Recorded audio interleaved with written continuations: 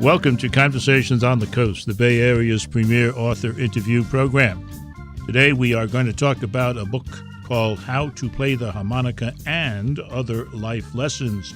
It's by San Francisco's own Sam Barry and published by Gibbs Smith, and I'm very glad you came by. Well, hi, Jim. I'm glad to be here. You know, your brother, Dave Barry, that's his name. Did I call you Dave? No, you called me Sam. All right. Your brother, Dave Barry, the older guy. Yes. The older guy. He has written a preface or an introduction in which he says some things about you, that you were always a fun kind of guy. You've always been playful. And for one thing, you were a Presbyterian minister, and even at that you were playful. And it would not surprise me if in his day, your brother writes, he was considered the most playful Presbyterian minister in the entire state of Nebraska. I mean, that's a kudo. Oh, man. That is a kudo. That would Now, he then goes on to say his point is that Sam, thanks to his amazing ability, was able to administer a musicality transfusion to an associate of your brother so that they succeeded at a Tupperware convention. That's right, whatever that means. You actually did whatever that means. It's a gift Sam has, the gift of making music and getting others to make music and having fun doing it.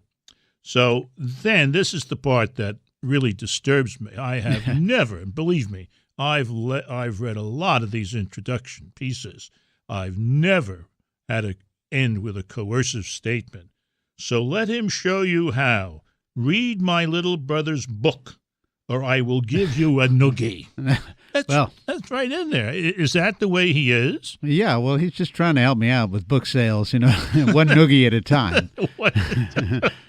I looked it up. It says in the dictionary that noogie is the act of rubbing one's knuckles on a person's head so as to produce a mildly painful sensation. That's right. You actually had to look that up, what a noogie is. It's like I wasn't sure. You thought it might be a wedgie, which is another... That's another thing altogether. Yeah, right. Okay. Now, I too feel somewhat musically impaired. I think that it's pretty clear from my life experience that I too need a musicality transfusion. I'll take your word for it. Now, how can we begin? I have here in front of me a key of C. A key of C harmonica, 10-hole diatonic harmonica, but don't get hung up on those fancy Latin words. Okay. It's I'm simply saying it's what the kind of harmonica everybody knows, the marine band type harmonica, the kind that we've all seen everywhere, in every music store, the kind Bob Dylan played and Bruce Springsteen plays. The Marine Band plays? Marine Band is the most famous model, the Hohner Marine Band. Oh, okay. And yeah, there was actually a Marine Band that played it, but that's another story. All right, I don't want to get into that. So, all right. So here we are, and it has how many holes? It has 10 holes. Okay. And they're numbered. They are numbered. That's to help you learn. But you don't need to even look at the numbers for me to teach you what I'm going to teach you.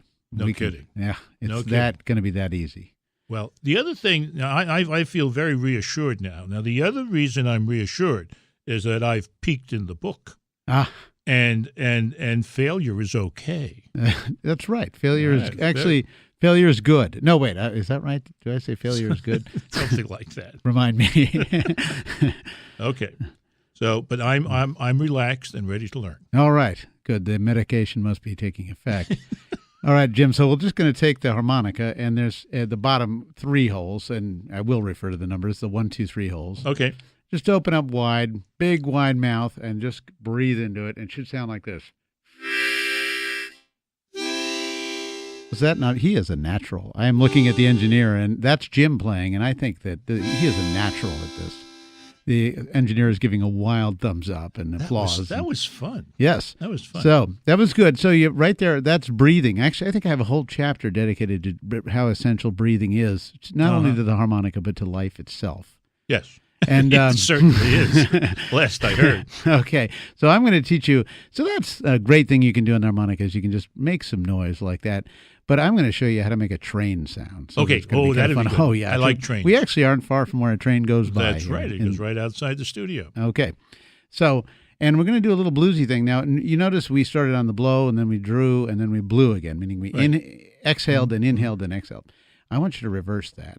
I want you to start by exhaling. So let's just do that. Beautiful. Jim, you are a natural. Okay. Hold it. We have to stop and come back because it's time for a break. Okay? So I want you to admit out there that my harmonica playing was pretty good. And mistakes are welcome.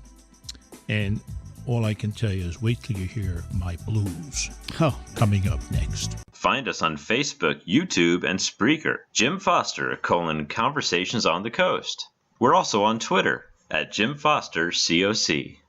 Today is a learning day on Conversations on the Coast. We are learning to play the harmonica. And the reason we're doing it is because we have a great teacher here. His name is Sam Barry, and the title of his book is called How to Play the Harmonica and Other Life Lessons. Now, let's go right back to where we were. We're going to breathe in first and then breathe out. Right, we're going to make a train. So a train, okay. Now you're going to break up that breathing in into two parts by tapping with your tongue. So you're going to go.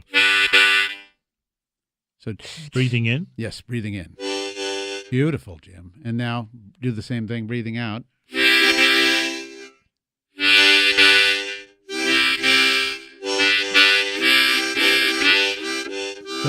So draw, blow, blow. Draw, blow. That's Jim Foster making a train. It's amazing. And then to make a train whistle. Whistle? Whistle. Go to 4/5 draw. 4/5. Right in the middle. Just anywhere in the middle of the heart. Okay. And just go in. There's your whistle. Very good. I'll just give you a little taste of what it might sound like after a little practice. A little practice.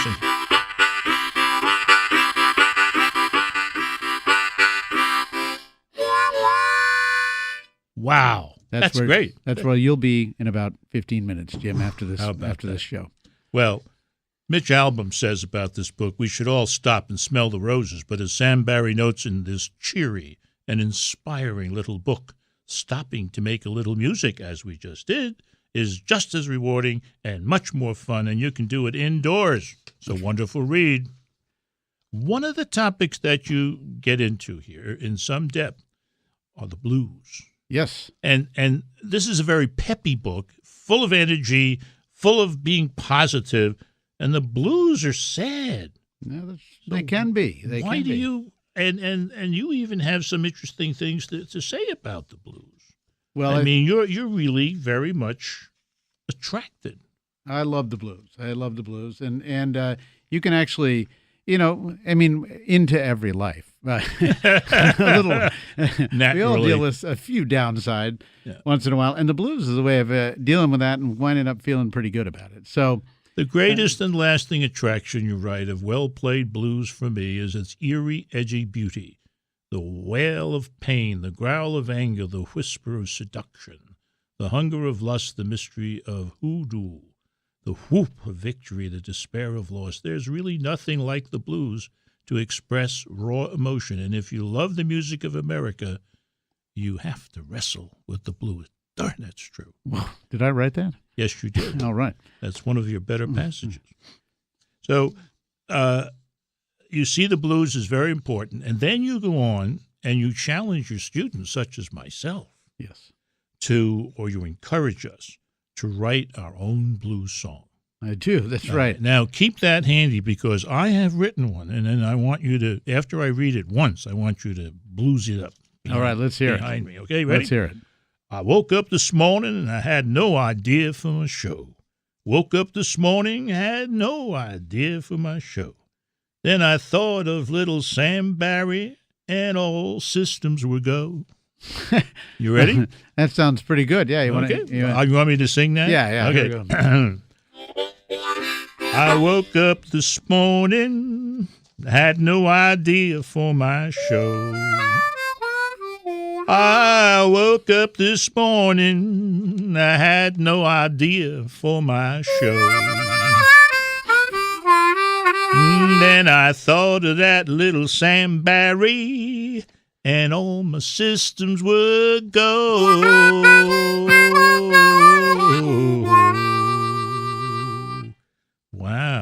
we go. Hey. I hope they recorded that because this could go down. And What are the other encouraging things that you say in this book, and you make quite a point of it, is that you don't have to be young to learn something new and something different, something you've never tried before. Well, that's right. That's because I'm 204 years old, and I feel that people should be encouraged at my age. 204-year-old man, come back. No, it's true. I think that there's we're a little bit obsessed with age in this country, and we also kind of mislead people to think that they can't learn anything new after a certain point. Mm-hmm. And I think not only can we, but we really should. It's the way to go. It makes life more fun, and it tends to make us a little more lively. Yeah, and when you're getting old, it probably is a good way to keep you alive. Yes, that's right. The other thing that fits in with that piece of advice, I think, is this one. Perfection is not the goal. It is the willingness to try that we should celebrate at any age, I guess. Yeah. I mean, I encounter that people who are perfectionists, I encounter that when I'm teaching, which I do is one thing that I do in life. Mm-hmm. And people who are perfectionists really torture themselves. And because they just keep saying, "Oh, I'm not." Every time I see them, they'll say, "I didn't really do this very well. I didn't," and they just don't cut themselves a break, and they should. The greatest thing about Sam Barry's How to Play the Harmonica is this insistence: you don't have to be perfect, because he has a whole chapter called "Failure is an Option." Really? Stay tuned.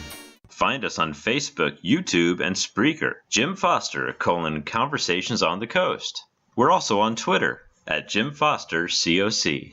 How to Play the Harmonica and Other Life Lessons by Sam Barry, published by the wonderful folks at Gibbs Smith. Now, there is a whole chapter, and it is called Failure is an Option, right, which is kind of shocking in and of itself. Now, this chapter tells the story of what happened to you with a group called the Noe Oratorio Society. Tell us the story. Well, I was, I was a harmonica player and am a harmonica player around town here in San Francisco, and I got this call out of nowhere. I would get calls for gigs, but this was unusual because they wanted me to play chromatic harmonica, which is like the kind Stevie Wonder plays, with a button on the side, and they wanted me to play in a piece that called for string quartet, piano, tenor voice, and chromatic harmonica. And this was out of my league. You should have hung up right there. Keep in mind, Jim, that I've been playing like in blues, in bars and So anyhow, so I signed on because I was willing to sign on to most anything, and at that moment in my life, and I signed on, and I learned this very, very complex piece, which to me sounded a lot like a cat wandering over a keyboard at random. Sounds like I could do. Yeah. Yeah. And it was a piece called Apparitions by Phyllis Tate, who was a contemporary of John Cage, who you may know composed a piece which consisted entirely of silence once. Yes. So so I was game. I met up with the tenor, and we instead of practicing, we had some drinks, and then I showed up at the gig, and these were all these classical players. They had practiced, and I had tried practicing too. But when the tenor turned to me and said, "You're going to get me through that long stretch in there when it's just you and me, right? You're going to carry me there." And I realized, called the blind leading the blind. Exactly. I knew I was so screwed, Jim. But and so I dove in, and we started playing the whole piece. And when we got to that part where the quartet shut down, the piano shut down, it was just me and the tenor. It was just random notes by both of us. It was very silly. It was a failure. It was, in fact, an embarrassing failure. And I played, you know what it sounded like, Jim? It sounded like a cat wandering at random over a keyboard. But you learned something. I did. That night I learned something very important, which was to stay away from Phyllis Tate numbers. And I learned never to agree to do a job unless I was committed to finding a way to make it work. My heart wasn't in it. Failure is not an option, some cry. Yet we learn more by failure than almost any other experience. Somewhere along the way, when we play, we will produce some sound that is objectionable. We'll hit a bad note at a crucial moment, or we'll stumble through a piece we thought was polished, or we'll play a very weak bit of improvisation. This happens to everyone.